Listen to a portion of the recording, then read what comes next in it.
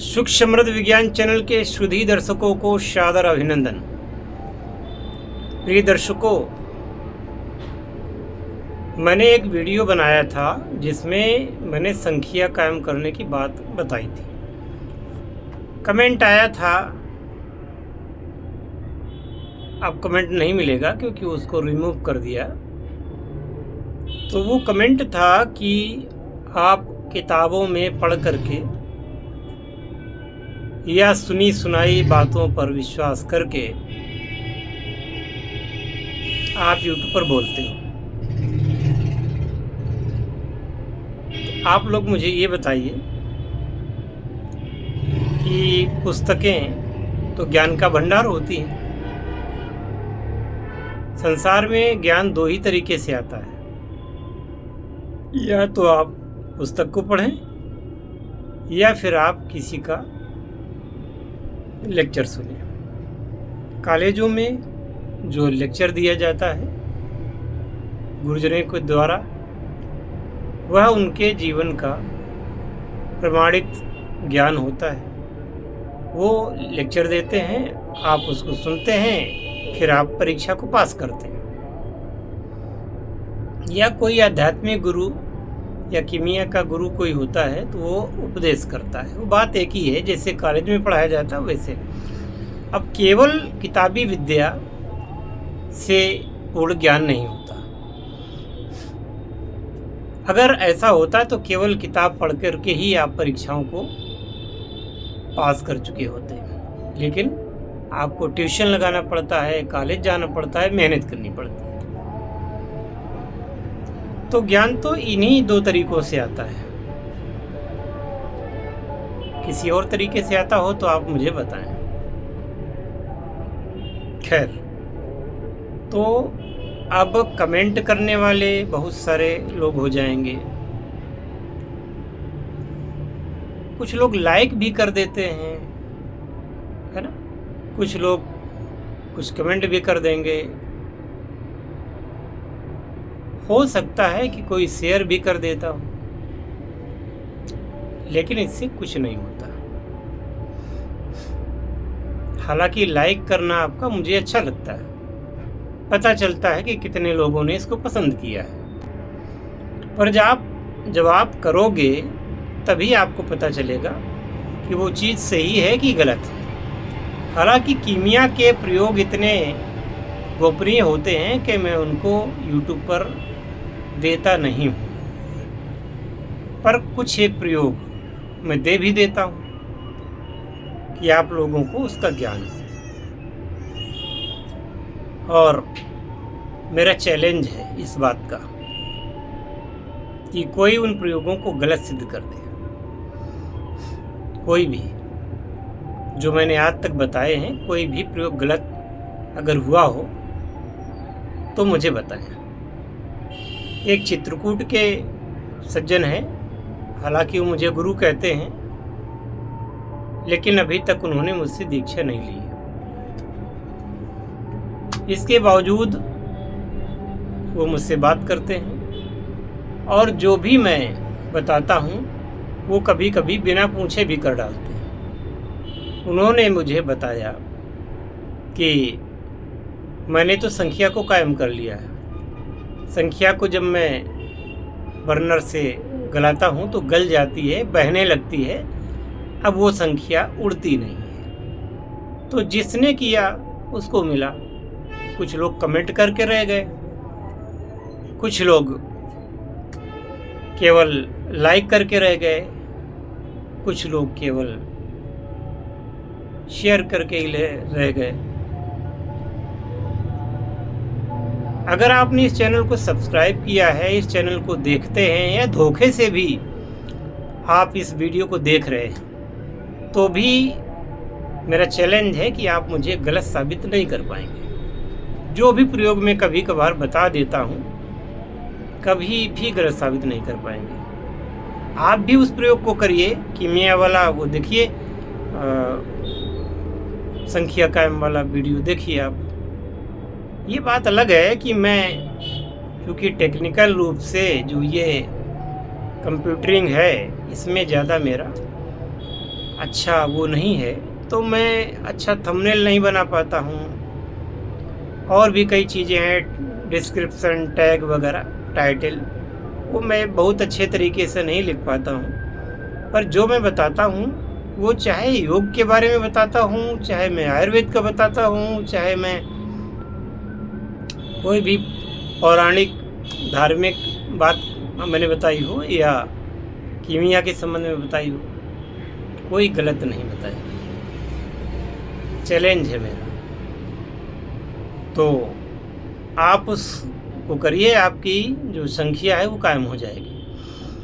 और जब वो संख्या कायम से आप काम करेंगे भारत का, तो एक चीज़ दूसरी चीज़ को भी कायम करती है। ये तो रही बात। चलो आज मैं आप लोगों को एक जुगाड़ बताता हूँ। वो कैसा जुगाड़ है? वो एक ऐसा जुगाड़ है कि जो आपके कम से कम 35,000 रुपये का जुगाड़ है। 35,000 रुपये की जो खरल मशीन आती है, आपको खरल मशीन नहीं खरीदनी पड़ेगी। जैसे आपको ये होता है ना कि 12 घंटे खरल करो, 18 घंटे खरल करो, 72 घंटे खरल करो, जो मैं बताता हूँ अक्सर लोगों को।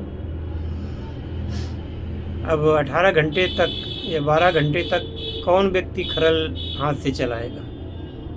अगर आप लेबर भी रखोगे, रुपया भी लेगा, भोजन भी लेगा और काम नहीं कर पाएगा। तो खरल मशीन आपको जो 35,000 की मिलती है, उसका मैं एक तोड़ बता रहा हूँ। वो काम आपका मुश्किल से 1,000 में हो जाएगा।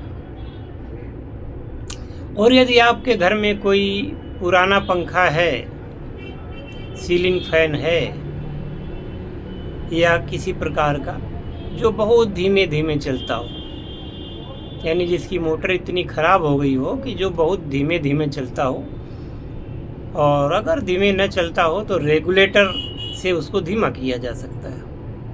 ठीक है? जो मैं बता रहा हूँ ध्यान से सुनिए। और इसको भी मैंने जो बताया था तो उन्होंने किया है और उसका लाभ उनको मिल रहा है। आप भी करिए। जब वीडियो आ जाएगा मैं वीडियो भी अपलोड कर सकता हूँ इसका जुगाड़ का।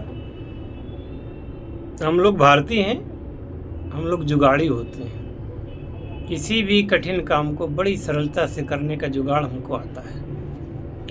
तो ध्यान से सुनिए कि ऊपर पंखा है, उस पंखे में 3 पंखुड़ियाँ हैं, ठीक है ना? तो आप एक ऐसी चीज़ लीजिए, नेट ले लीजिए। ये नेट का मतलब जैसे ये मच्छरदानी हो गई आपकी, मच्छरदानी का कपड़ा ले लीजिए, ठीक है?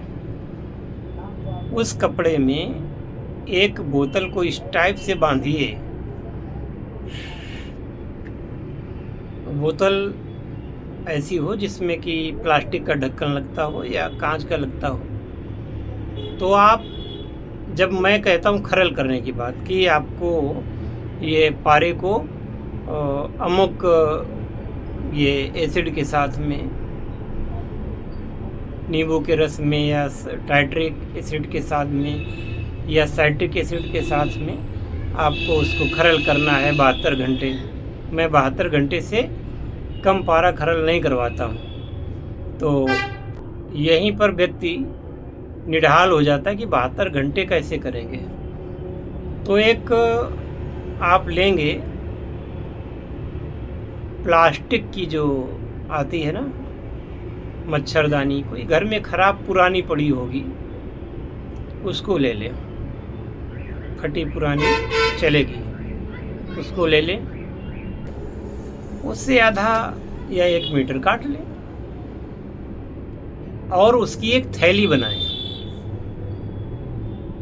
वो थैली बना करके वो तीनों पंखुड़ियों में अलग अलग 3 डोरियां बांध करके उसको लटका दें, ठीक है?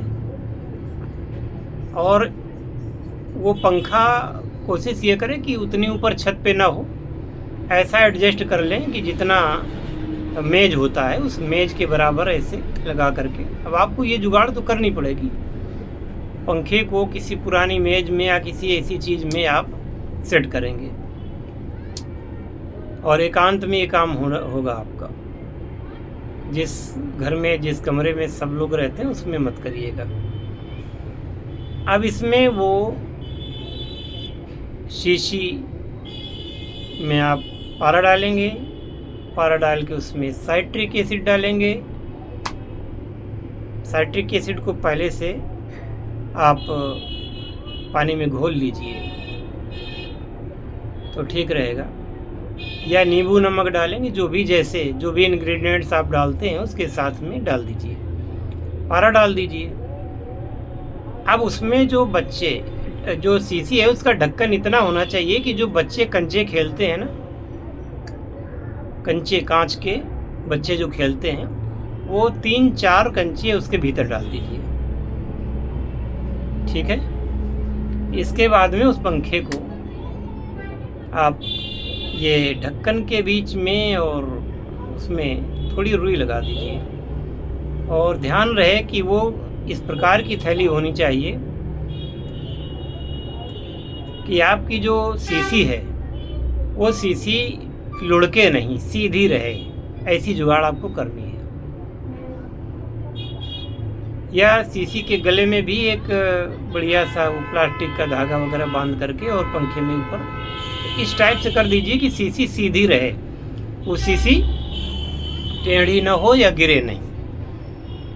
बस आपका काम हो गया। अब पंखे को आप चालू कर दीजिए तो वो धीरे धीरे शीशी सहित पंखा घूमेगा, साथ में वो थैली घूमेगी और शीशी घूमेगी, और शीशी के साथ साथ भीतर के वो कंचे भी राउंड करेंगे। अब वो कंचे जब राउंड करेंगे तो आपका ये पारा और ये जो कुछ भी आपने डाला है उसके अंदर वो सब घूमेगा। तो जो क्रिया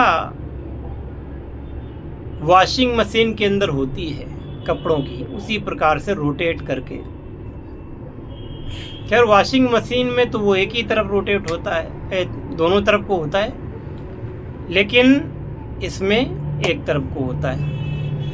वॉशिंग मशीन में इन शीशियों को आप नहीं कर सकते, और वॉशिंग मशीन में करेंगे तो बहुत ज़्यादा खर्च भी आएगा, उसमें ना करें। ये पंखे वाला जुगाड़ ज़्यादा अच्छा है। तो अब ये पारा के साथ एसिड पानी में मिला है, वो भी घूमेगा, गोलियां भी घूमेंगी, शीशी भी घूमेगी, तो एक शीशी के अंदर मोशन क्रिएट हो जाएगा। तो पारा उसके भीतर विखंडित होके इतना छोटा छोटा हो जाएगा जैसे बॉल पेन होता ना, बॉल पेन के भीतर का जो वो बाल होता है जो घूम घूम के लिखने में, स्याही निकालने में मदद करता है, वो छोटा सा बाल 1 mm का भी, उससे भी छोटा होता है।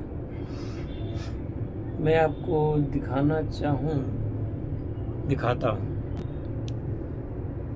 ये बाल पेन है, यहाँ से लिखा जाता है, तो इसकी नोक पे एक बाल होता है छोटा सा, वो जब घूमता है तभी ये स्याही छोड़ता है और तभी लिखा जा सकता है, राइट। अब इसको आप ऐसा करने दें 1 घंटे, 2 घंटे, 3 घंटे, 4 घंटे, तो कम से कम 8 घंटे बाद पंखे को रोकें, शीशी को निकालें और धीरे से जो पारे और उसमें काला हो गया है ना वो एसिड वगैरह, वो निकाल करके अलग रखें। पारे को गर्म पानी से धोएं, फिर उसमें नया एसिड और वो कंचे डाल करके, कंचे थोड़ा सा ऐसे डालने चाहिए कि एकदम नीचे गिरेंगे, शीशी को तोड़ सकते हैं, तो कंचे बहुत आहिस्ता से शीशी को टेढ़ी करके डालते रहें, ऐसा। तो आप इसमें जब ये बदल देंगे एसिड, फिर से उसको चालू कर दीजिए। ऐसे रोज़ एसिड बदलेंगे, रोज़ चालू करेंगे। जब 72-74 घंटे हो जाएं, 80 घंटे हो जाएं, जितना खरल करोगे, मर्दन जितना इसका होगा, उतना ही पारा में निखार आता है, उतना ही अच्छा रहता है। तो ये जो पारा होता है इतना बढ़िया होता है कि इसको फिर डायरेक्ट आप गर्म पानी से धो करके, कभी ठंडे पानी से मत धोना। ठंडे पानी से धोगे तो वो ठीक बात नहीं होगी। तो ये जो पारा आपका प्राप्त होगा, फिर इसको कपड़े से छान लें। छान करके लाल रंग की कांच की शीशी में आप रखें। अब लाल रंग क्या है, जैसे ये कलर की आती है ना शीशी, ये इस कलर की आप कोई सिरप वाली कांच की शीशी, ये तो प्लास्टिक की दिखाई मैंने, वो कांच की शीशी भी आती है, उसको आप यहाँ पे होगी लेकिन कोई बात नहीं, आपको दिखा दिया। यही रंग की शीशी कांच की आपको लेनी है, उसमें पारे को रखेंगे। तो आपका ये आज मैंने जो जुगाड़ बताई कि कैसे आप पारे को घोंटेंगे, आप सोच के देखिए कि ये काम कितना कठिन था और मैंने इसको कितना सरल रूप में कर दिया है। अब जिसको लाभ उठाना है वो उठाएगा, नहीं उठाना है नहीं उठाएगा। तो जिसको ये बात समझ में आ गई हो ज़रूर करें और वीडियो भेजें। टेलीग्राम पर वीडियो भेजना मुझे, क्योंकि ऐसे वीडियो थोड़ा ज़्यादा जो होते हैं टेलीग्राम पे ही आ पाते हैं, व्हाट्सएप पर नहीं आ पाते। व्हाट्सएप की लिमिट है, छोटे वीडियो उसमें आ पाते हैं। थोड़ा बड़े वीडियो अगर हुए 2, 4, 5 मिनट के तो फिर टेलीग्राम में ही आएंगे, इसमें नहीं आएंगे। तो आपका वीडियो हम अपलोड भी कर सकते हैं अपने चैनल पर, चाहे वो संख्या कायम का हो चाहे इसका हो, या जो मैं बताता हूँ अगर आप करके दिखाएंगे तो वो आपका वीडियो भी मैं अपलोड कर सकता हूँ। ठीक है ना? तो ये करें। और जिनको कीमिया को वास्तव में सीखना है वो संपर्क करें। लेकिन कौन लोग संपर्क करें? जिनको पैसा खर्च करने में, पैसा देने में प्रॉब्लम नहीं है। हमें फेक शिष्य नहीं चाहिए। बात करेंगे फिर पलट जाएंगे, फिर फ़ोन नहीं उठाएंगे, ऐसे शिष्य बिल्कुल दूर रहें। ऐसे लोग वो शिष्य हैं ही नहीं। और जो हमसे दीक्षा लेगा वही मेरा शिष्य है। हालांकि मेरे जो फॉलोअर्स हैं वो भी गुरुजी कहते हैं, परंतु एक हर चीज़ का वो होता है, विधिवत जो कार्यक्रम होता है, विधिवत जो शिष्यता लेता है उसको उसका मंत्र भी दिया जाता है पारद का, उसको क्रियाएं भी बताई जाती हैं, है ना? वो तो मैंने पहले ही कह रखा है कि जो पैसे पानी की तरह बहा सकता है वो कीमिया में सफल होगा निश्चित रूप से। अब आपको पता है कि आजकल तो 93,000 रुपये का एक मतलब 10 ग्राम, तोला मत कहिए, 10 ग्राम सोना मिलेगा 93,000 रुपये का। 9,300 या 9,500 में फुटकर में जाओगे तब आपको 24 कैरेट सोना मिलेगा। पारा भी इस समय खुली खुदरा मार्केट में 25,000 रुपये प्रति किलो है। सिंगरफ भी 24,000 रुपये प्रति किलो है। खैर, अगर पारा आपके पास है, शुद्ध कर लेते हैं, तो मैं सिंगरफ भी आपको बनवा दूंगा। सिंगरफ भी मैं आपको बनवा दूंगा और ऐसी अच्छी सिंगरफ बनेगी, इतनी अच्छी सिंगरफ आप मार्केट में कहीं प्राप्त नहीं कर पाएंगे। जिसमें जो सिंगरफ आप बनाएंगे उसमें कोई मिलावट नहीं होगी, किसी भी प्रकार की मिलावट नहीं होगी। संसार की सबसे अच्छी सिंगरफ आप बनाएंगे। ठीक है ना? तो जो लोग इस काम को सीखना चाहते हैं वह लोग अपना अपॉइंटमेंट करा के मुझसे बात कर लें। अपॉइंटमेंट कराने के लिए आप डिस्क्रिप्शन को देखें, डिस्क्रिप्शन में मेरा नंबर मिलेगा, अब वहाँ लिखा होगा, उसका पालन करें। पालन करके आप मुझसे बात कर सकते हैं। धन्यवाद। जय शिव शंकर, जय भोलेनाथ, हर हर महादेव। शुभम भवतु सर्वदा।